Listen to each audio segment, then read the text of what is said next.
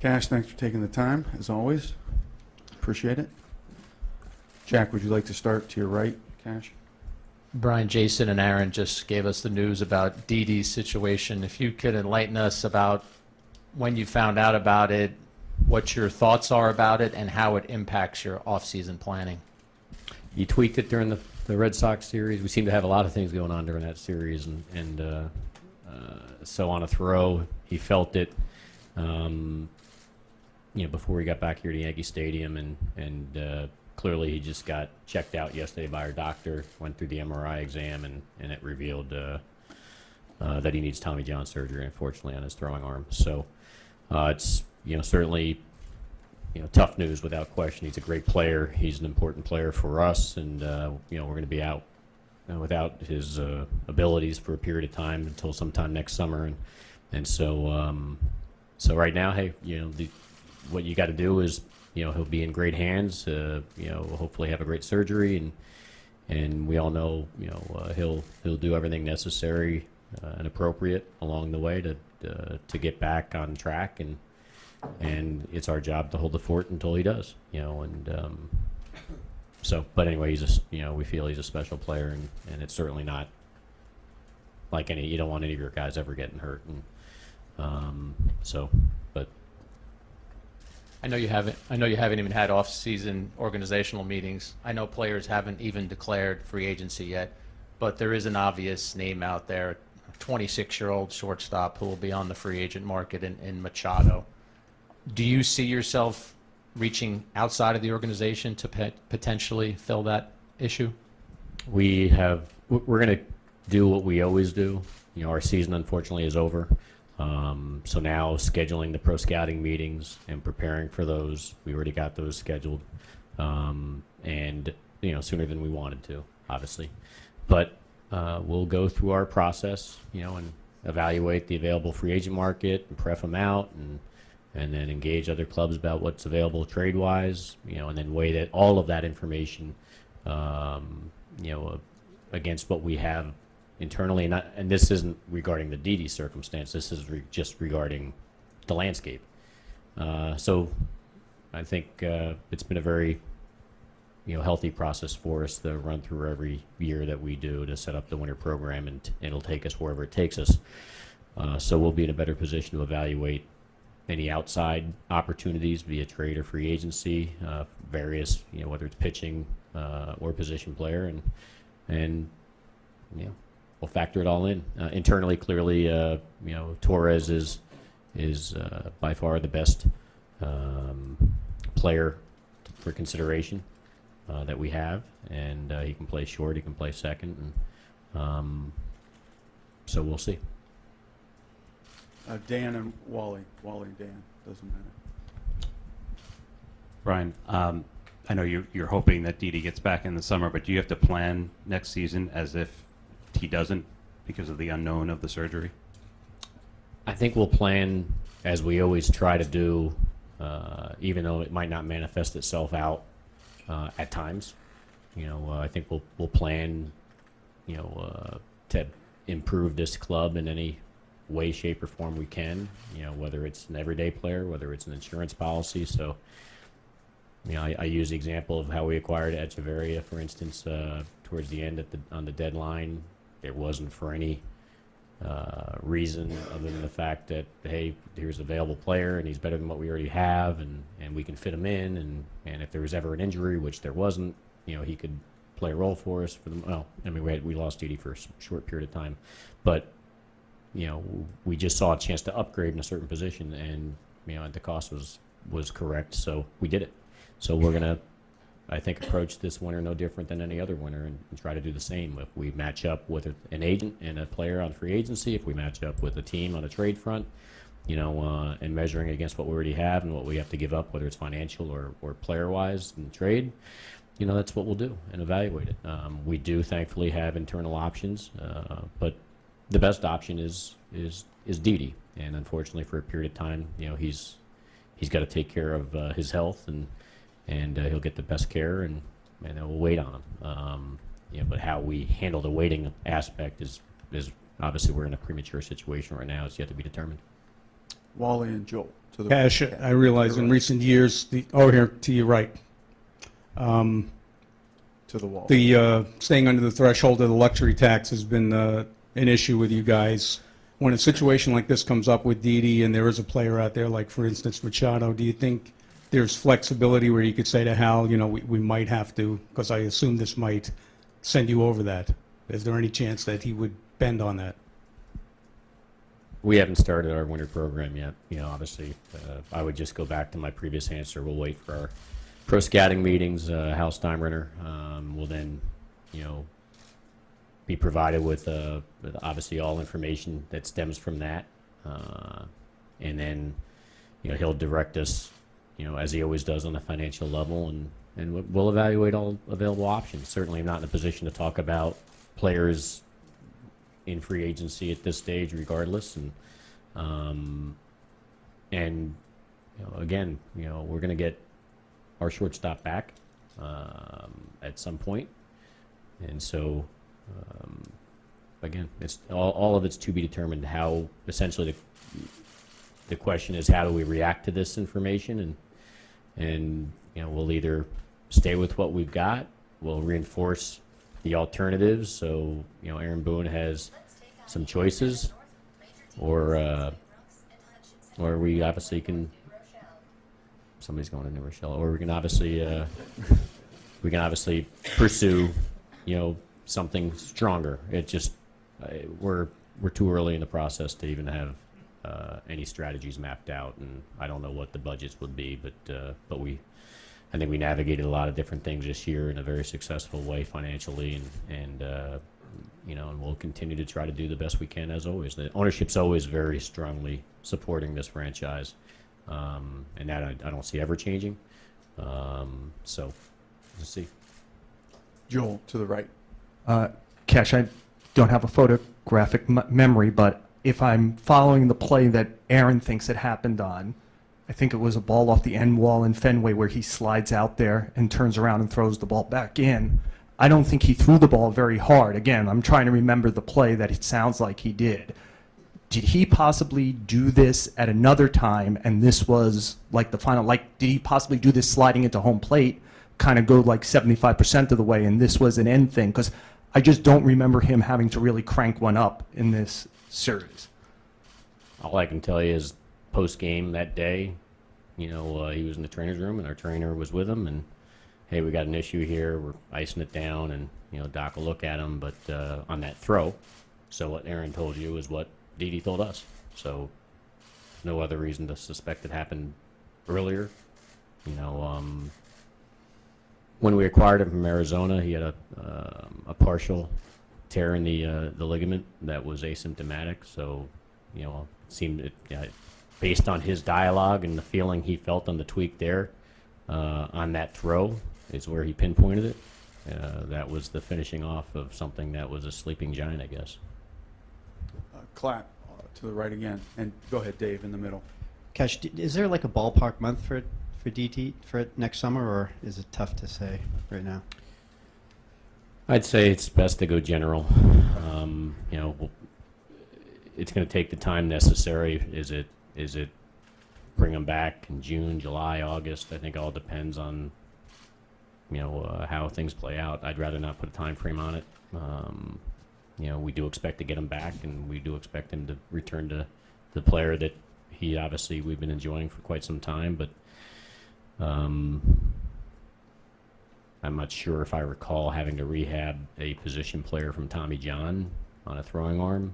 Obviously, Torres's was a non-throwing arm, so a lot more information for me to gather in terms of how you rehab that, and in terms of how they bounce back. And obviously, we really have a great understanding of, not that we don't have an understanding of rehabbing position players, I'm just not in a position to talk to you with confidence about how those rehab protocols go with a position player such as a shortstop. That obviously, can they bounce back? Do they need time off? How that all plays out, I'm not in a position yet to really discuss. So that's why I think it's best to just stay general. Okay. And just another question, just with payroll. I know you haven't had the meetings yet, and you guys want to plot things out with Hal. But obviously, Hal and yourself wanted to target this year because of the obvious benefits by staying underneath the luxury tax. You get to reset the tax.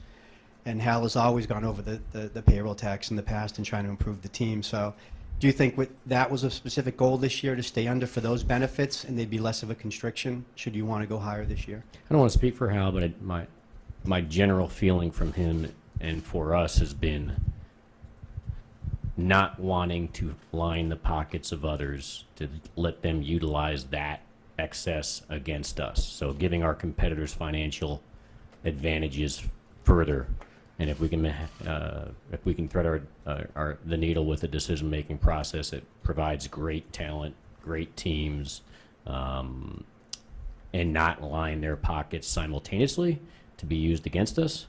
That's the perfect slot to play in. But I also don't believe that if he finds himself in a position to make tough decisions that do put us back in a position to consider stuff like that, which is exceeding.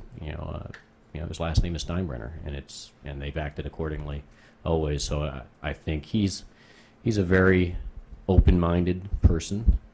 He makes informed decisions, and he takes his time doing so. And so I don't think he's going to limit anything from his standpoint for consideration. It's as long as he feels good about what he's thinking of doing next. So it just comes down to what's in front of him, what's the choices, and how good he feels about those choices, and then he'll act accordingly, and he'll set the dance tune, and we'll dance to it. So mission accomplished in terms of the payroll this year, and taking away advantages that teams have been getting from us because we were exceeding thresholds. That mission got accomplished, and hopefully, obviously the best spot to be in would be to put great teams on the field and not have to exceed it. So we've seen that done several times over. To the left, Andy, and then Sweeney to the right. When you look at what your starting pitching needs might be, there's one line of thinking that, of course, could go the Yankees need a top-of-the-rotation guy, number one, beyond what you may have at the moment. But when you look at the way the game's changing, how it's possible to be a championship-caliber club with more of a bullpen than a rotation-based way to do it, do you look at it as less important to have that, top five ace in the league type guy to win a World Series?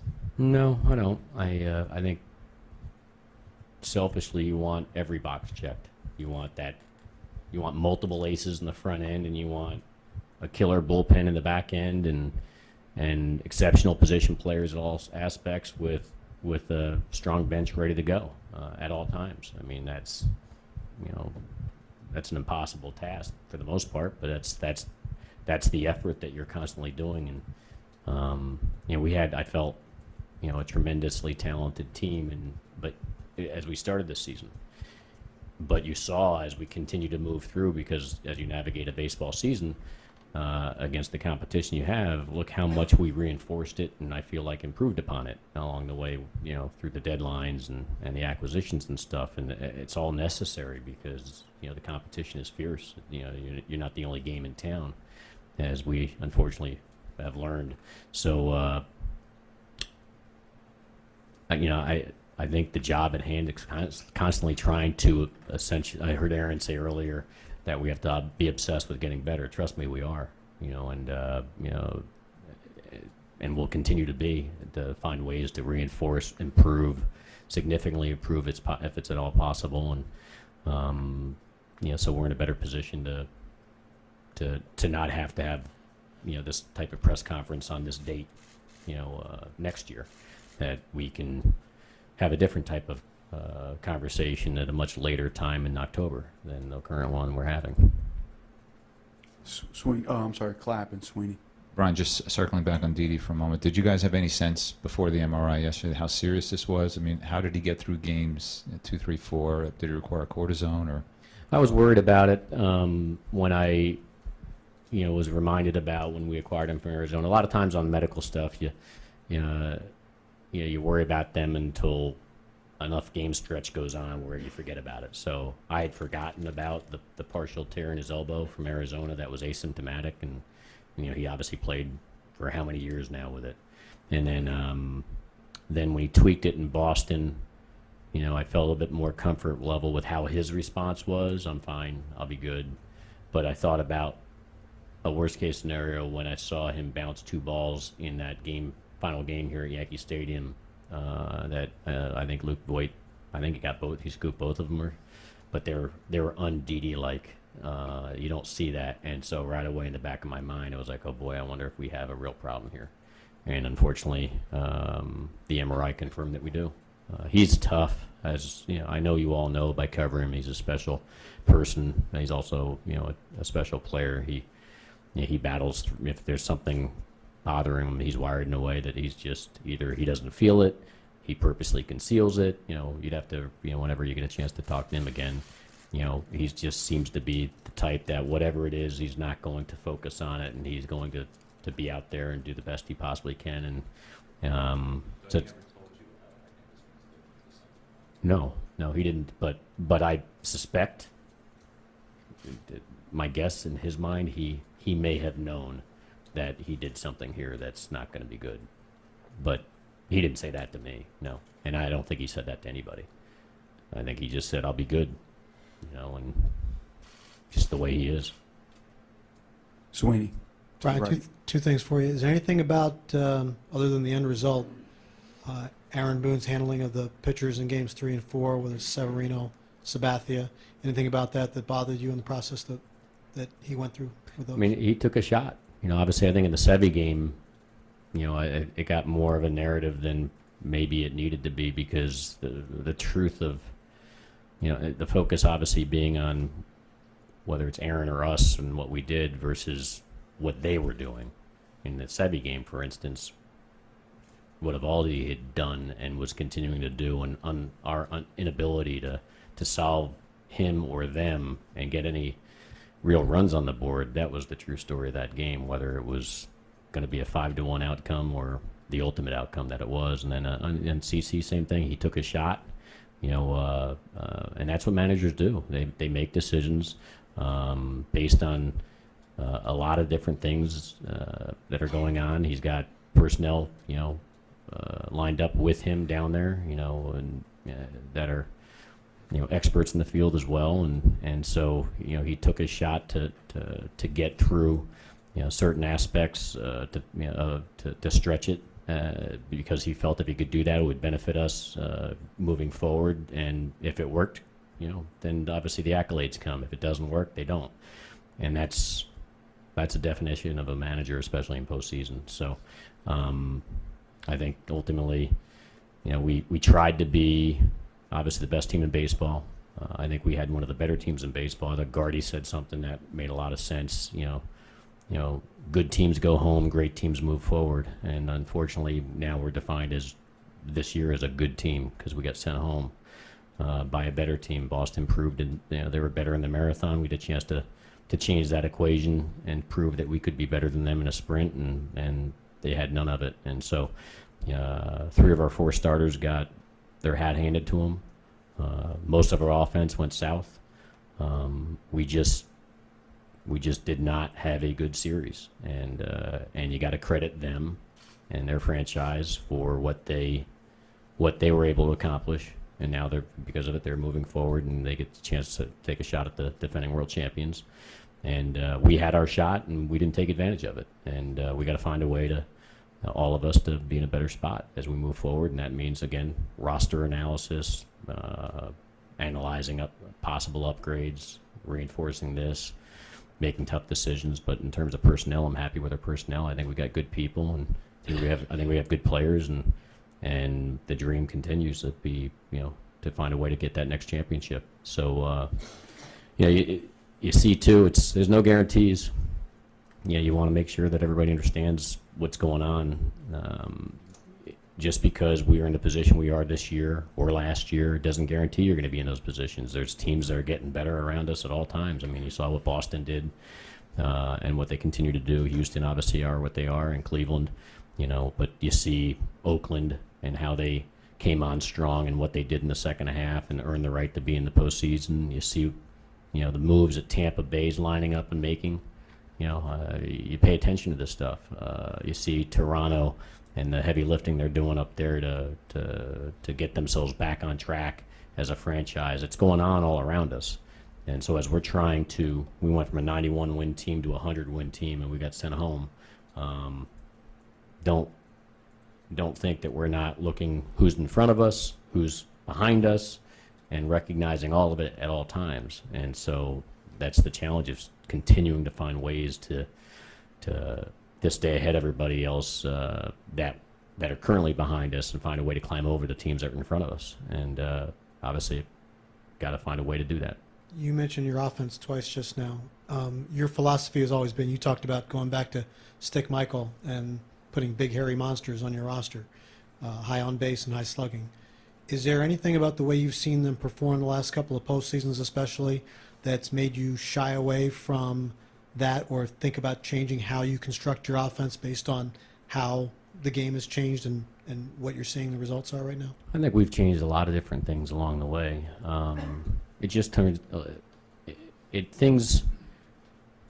teams get put together and offenses get put together over a course of time on whether it's via the draft, whether it's international signings, whether it's trades. So, and then they all come together at a certain time. So all we're doing is deploying at the best available options that we can secure that come together simultaneously. So, right now we're more right-handed than we usually are. It's just how it happened. Like for instance, when we're talking to the Cubs about Aroldis Chapman, Gleyber was the best player to get, but because he's right-handed, and I had Sanchez and Judge and and Andahar coming, it didn't mean like, I gotta stay away from the right-handed bat. No, he was the best player I could get my hands on in that particular trade. And so, just like this trade deadline, McCutchen, for instance, was the best right-handed outfielder I could acquire. But he was the best outfielder, period, that I could acquire. He just happened to be right-handed. So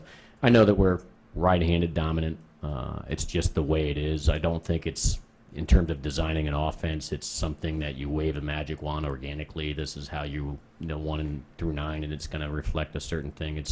I think it's more complicated than that. I think it's a ebb and flow of acquisition. We're all in. Donnie Roland down in Latin America, constantly trying to find the best talent available and bang for our buck. And if it happens to be right-handed at the over the course of time, so be it. When we're hitting the trade market, same issue. Available players in the trade markets, or whether it's free agency. Just how it all collectively comes together. I know that we want high on base percentage guys. We want guys that can do damage, and that includes home runs. But that also means triples and doubles. And if you have speed, great. But so with G, for instance, this winter, he's one of the better players in the game. Period. Regardless of how he played, meaning Stanton, regardless of how he played, during this division series, we've got one of, the better players in the game on the offensive standpoint, period. And so we didn't shy away from the opportunity of acquiring him, and I have no regrets on that. I have no regrets on Damon Oppenheimer picking Aaron Judge, for instance, and I have no regrets on acquiring, Gleyber Torres or Donnie Roland signing Gary Sanchez and Andahar. From an offensive standpoint, they just all collectively have come together, along with the acquisitions of these other guys. Whether we're trading for Aaron Hicks, just organically they come together and look like they do, 1 through 9, and then it's our jobs, collectively to find ways, if there's area weaknesses, trying to close the gaps on those. And then if they're better players that we can acquire moving forward, we do so. And obviously you deal with free agency where you lose guys and they come off the board, or you trade guys, what have you, and you're constantly trying to look for available ways to improve yourself. But I think I'm trying to, I guess, best answer the question, but I'm good with our offense. I don't think we lost because I think we lost because we were ineffective, and it has a lot to do with what was done to us. But we didn't strike out, our way out of. I know what the narrative is. There's, that we struck out. This team strikes out too much, and we got sent home because of it.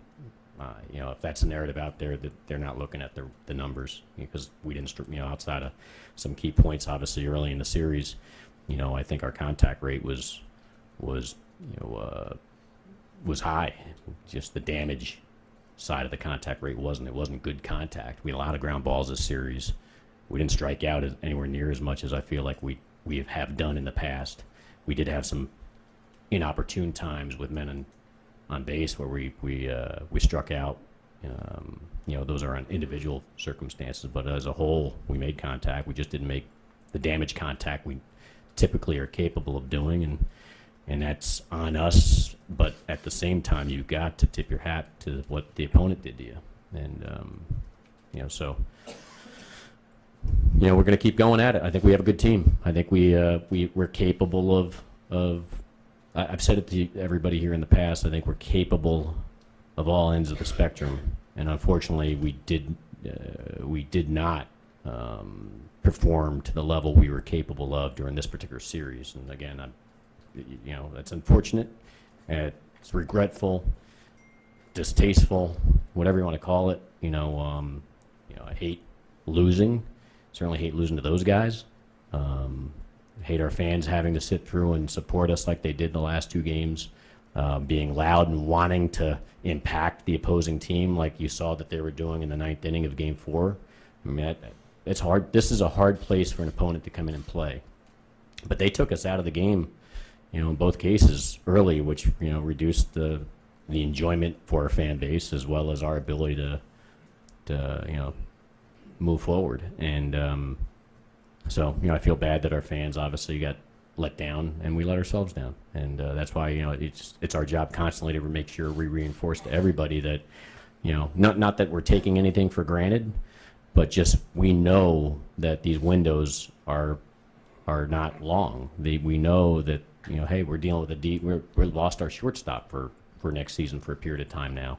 And so injuries change. In the second half, we lost a number of different guys to injuries. So what you think you can be and what you are going to be, whether it's, we didn't expect underperformance from certain guys or injuries, that's why there's never any guarantees. That's why it's a sport. And so why you have the opportunity it's our jobs, and trust me, I'm going to say it, whether anybody believes it out there or not, we're doing everything in our power constantly from ownership on down to put our players in the best position to stay healthy and perform optimally and make sure they know how, it's important not just for them, it's for our fan base and that they're wired a certain way. And I believe our guys are all in at all times.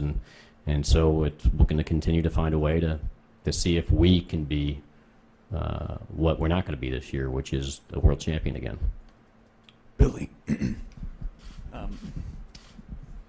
When you mentioned that Didi this showed up as an asymptomatic issue, how frequently does something like that happen, where you might see something on an MRI that gives you cause that, okay, this could be a problem down the road?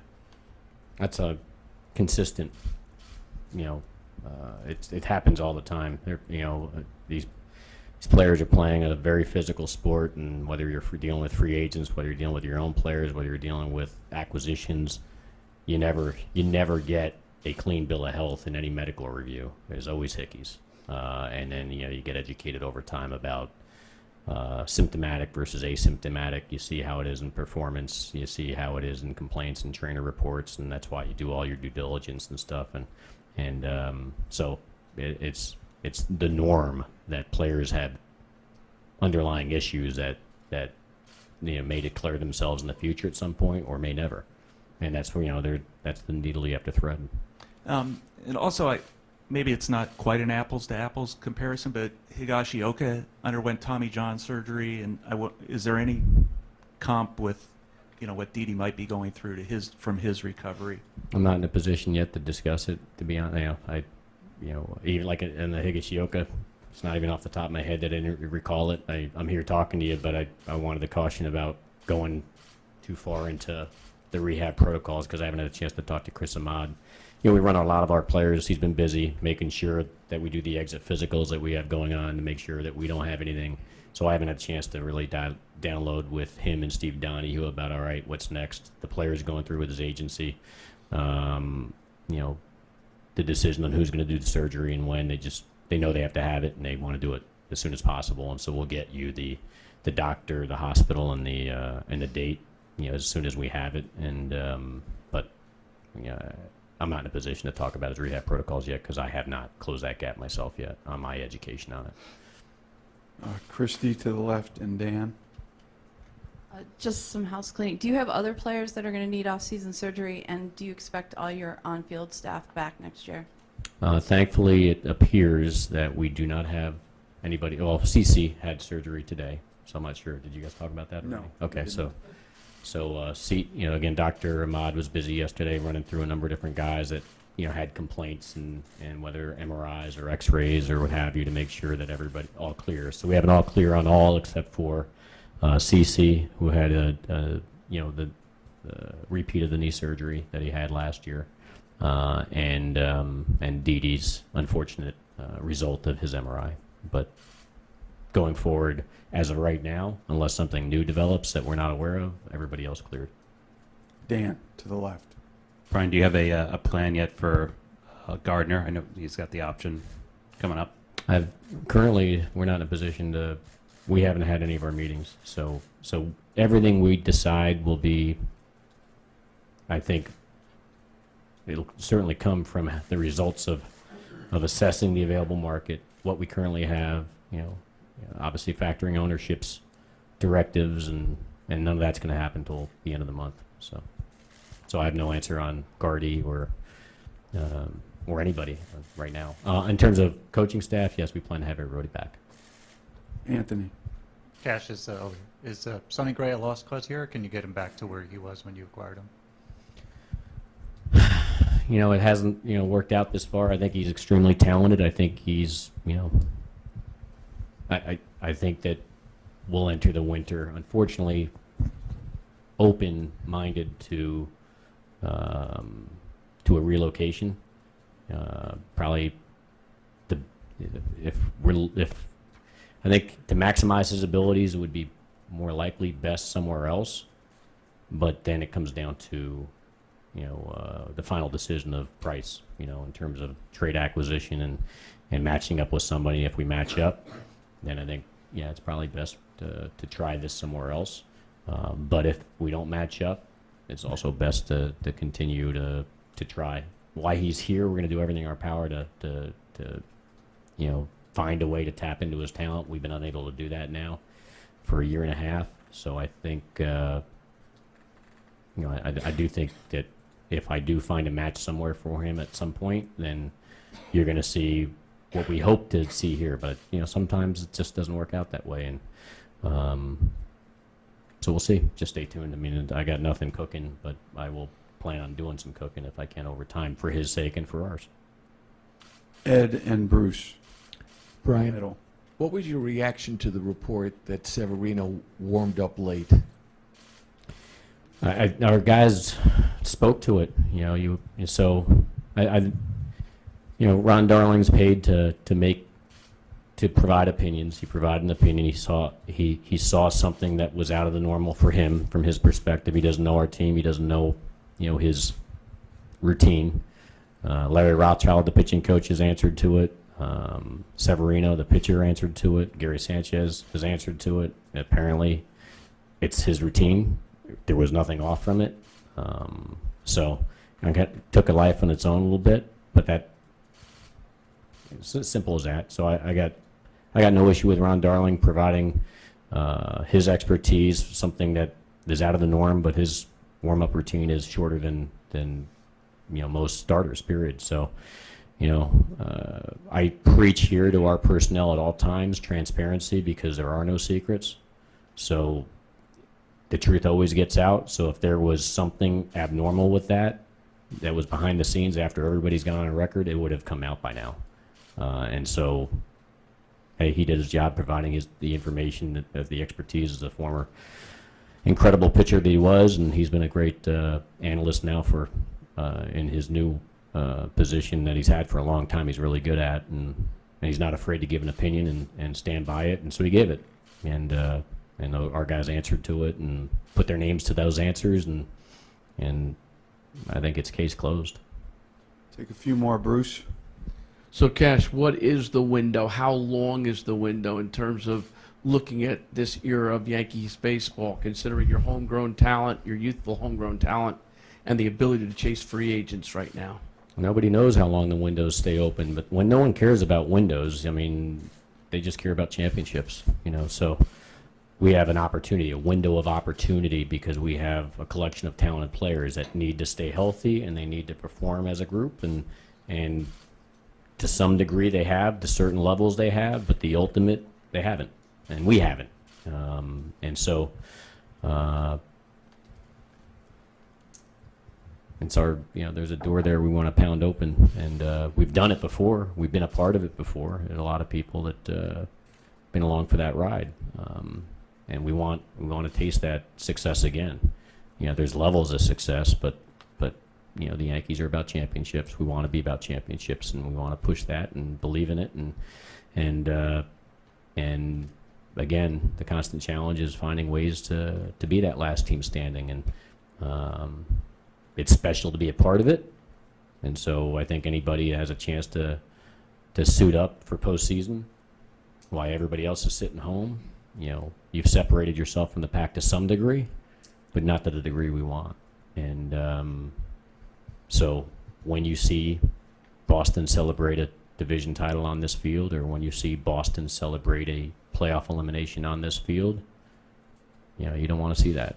You don't want to feel that, and you want to deal with that, you know, properly as you move forward, to find a way to not have to deal with that, whether it's them or Houston or whomever. You know, it's just not, you know, the ending you want. So, you know, this isn't college football where you get a bowl game and you can win a bowl game and go home with a win, even though you might not be the best team. This is Major League Baseball, and there's only one team that gets to call themselves champs, and that's not going to be us, and we're not even going to be able to say we're American League champs. We're not even American League East champs.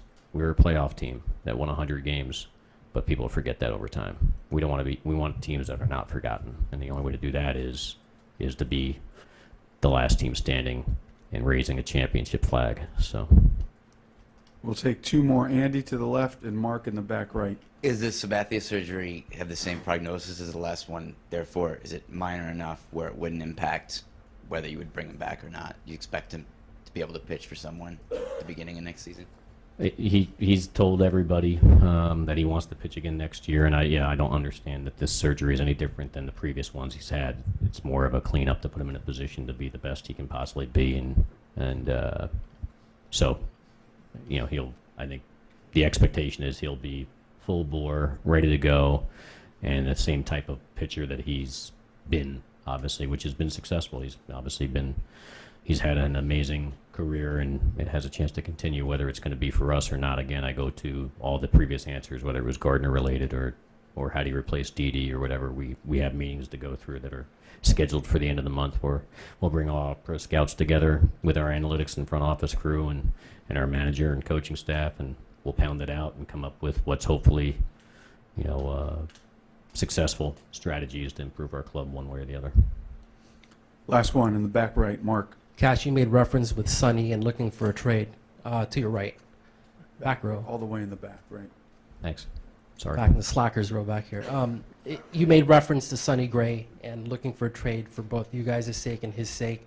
How much do you think his struggles was simply being in a market like this with all outsized expectations, and with all the analytics, with all the mental conditioning, and all the tools you guys have, are you guys any better at trying to find players or identify players that can handle playing in this city with this pressure than you were 10 years ago, 15 years ago, or are you still in the same place because it's a tough thing to try to find? Yeah, I think in terms of betting on, you know, who, you know, this environment can bring out the best in certain individuals, and can bring out obviously the worst in certain individuals. This is a unique environment. This, Boston, Philly are different places to play than maybe others in terms of scrutiny and intensity, and so are we in a better place? I mean, we try to be, and we're constantly. That's why I ask, you know, as many questions and connect with as many people along the way when you make these decisions. But yeah, analytics don't tell you that type of information. the makeup. But that's why, we pull all information. We're not an analytics-only organization. I believe that we have one of the better pro scouting departments in the game. I think we have some of the better amateur scouting departments, both internationally and domestically in the game. And I think we have one of the better analytics departments in the game. And you combine all information, including makeup assessments, to the degree you can get your hands wrapped around it. And Sonny Gray he's not a bad makeup guy. So even though the word makeup and we're talking about him specifically as having unfortunately not the season he's capable of. Yeah, he's responsible for that. We're responsible for that, and finding ways to unlock, what's the best of him. Someone, if they trade for him, is going to get the player that we wanted, and so if and when that happens, I fully expect that. But it just hasn't worked out here. It's not because he wasn't trying to be the best he could be. But for whatever reason, it just didn't play well, and it got on the wrong side of the mountain, and then it just, the momentum of negativity in terms of performance kept going, or we couldn't stop it, and we couldn't stop it, and we switched from the catchers and went from Sanchez to Romy, and there were some times that obviously he showed what he was capable of, but obviously he was inconsistent, and he's a good guy. He's very well liked in that clubhouse, from what I understand, and but just didn't. It hasn't worked here, so at some point, it's going to be on me to find something that will work better, and our job is to put players in a position to succeed, and I don't want to put him in a position, and therefore us in a position of for failure either. That's not, I know Aaron Boone. I want to give him players that he can deploy with great confidence. That he has a chance for a successful outcome, and if he has Sonny Gray still here come March, he will do everything in his power with Larry and Harkey to get the most out of his ability. But at this seat right now, I would predict that it's in our best interest to see if we can match up with somebody and give him an opportunity to do that somewhere else. And I think they'll be in a better position to unlock what he's really truly capable of, and what we saw in Oakland, where it was a dominant starter. It's all in there still. There's no health issues and stuff. It just sometimes things happen along the way, and we've had that, unfortunately. So. Okay, Cash, thank you for the time, everyone. Enjoy the day.